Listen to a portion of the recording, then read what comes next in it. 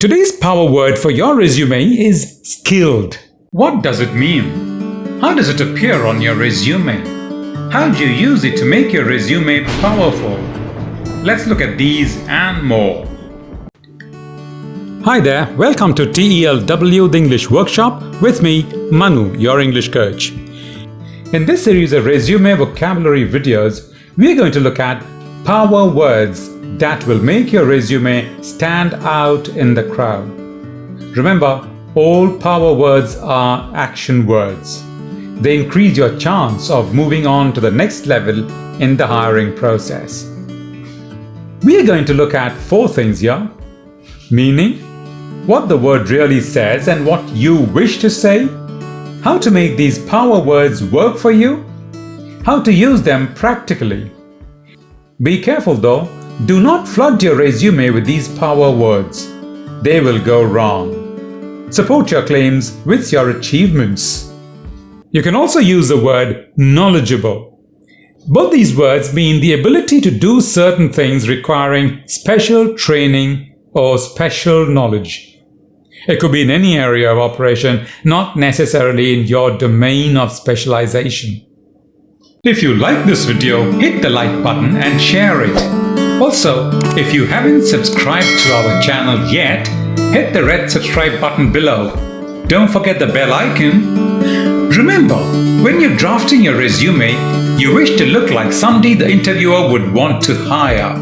You want to look professional, invaluable, dependable, and capable. At the same time, you do not want to hide your weaknesses to misguide the recruiter. Now let's see what this word really says. Skilled or knowledgeable are mere describing words. They tell about you, not about your action, not about what you did to benefit the company that you're working in currently, or that you worked in previously. We need, therefore, to back up our claim with our achievements. Give evidence that, we are skilled or knowledgeable. When we say skilled or knowledgeable, what is it that you're trying to say? You're trying to say that you have the necessary knowledge or training to do the particular job properly, and you're as good as they come, and this skill or knowledge will help the company immensely. And how do you do that? You use action words. And what are some of the action words for skilled, knowledgeable? Achieved, realized, concluded, accomplished, trained, etc. So what do you do then? You write about any relevant skill that you've achieved and how that helped your employer, how that benefited your employer. You say what you did precisely and the effect of your action on the company. And if possible, give the rupee value, but gotta be careful not to divulge any classified information.